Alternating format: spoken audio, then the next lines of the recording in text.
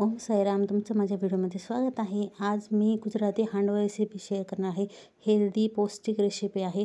चला, त्यासाठी आपण 2 वाटी रवा घ्या. बारीक मी मिक्सरमध्ये दळून घेतला. हा रवा बारीक रवा पाहिजे, त्यासाठी माझा रवा जाड होता, मिक्सरमध्ये दळून घेतला.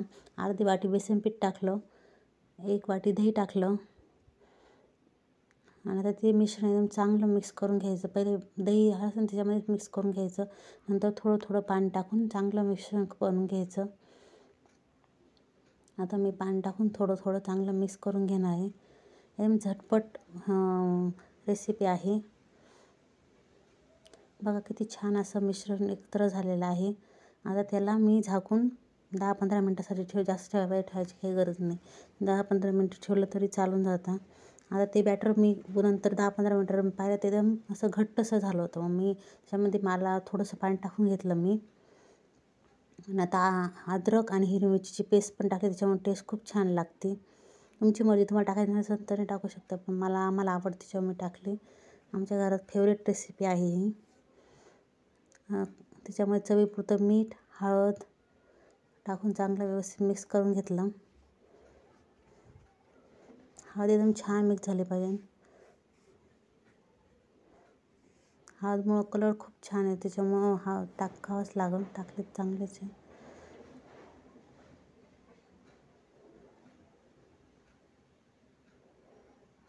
छान असं मिक्स करून घेतलं आता बॅटर मी.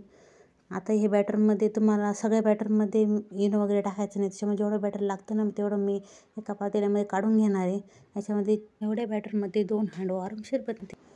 मग मी काय केलं, याच्यामध्ये काढून घेतलं आणि मी याच्यामध्ये कांदा टमाटर पण टाकू शकताय तुम्ही.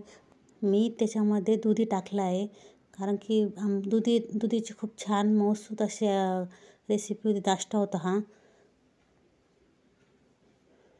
आणि दुधी हेल्दी असतो, त्याच्यामुळं मग आपल्याला पोरांना कसा खाऊ घालायचा ते आपल्याला आयडिया लावावं लागते. मग मी त्याच्यामध्ये दुधी टाकून दिला आणि मस्त त्याच्यामध्ये थोडा इनो टाकला.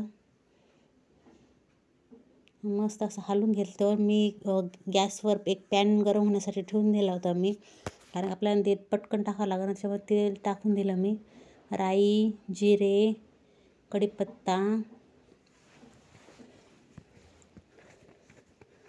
चांगलं मस्त हलवून द्यायचं. आणि त्याच्यामध्ये आपण तीळ पण टाकायचे. तर जिरे टाकते मी, हे तीळ टाकते मी, व्हाईट तीळ. त्याच्यानं मस्त छान दिसतं एकदम आपले नाश्ता. आणि कढीपत्ता टाकला आहे.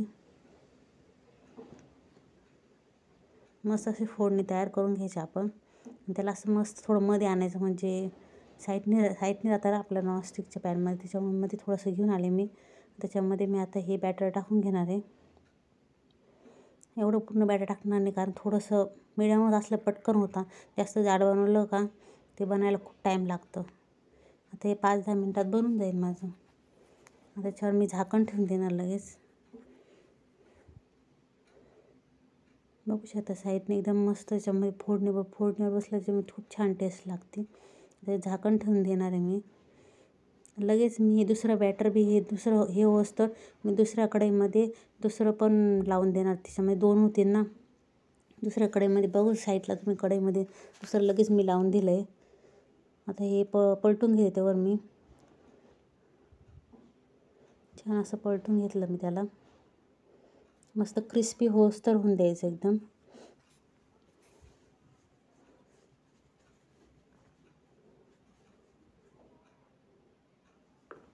त्याला क्रिस्पी होण्यासाठी मी ठेवून दिलं गॅसवर. तिकडच्या कढईमध्ये पण मी ठेवले. आता ते थोडं 5-10 मिनटात होऊन जाईल. बघितलं, याच्यामध्ये एकदम क्रिस्पी झालं. आता हे दुसऱ्या कढईमध्ये लावलं, ते पण एकदम मस्त पलटून घेतलं. ते पण छान क्रिस्पी झालं आहे. बघू शकता किती छान नाश्ता झाला आपला. एकदम फ्लफी आणि मस्त टेस्ट एकदम एक नंबर. तुम्ही टेस्टमध्येच हे बघू शकत नाही.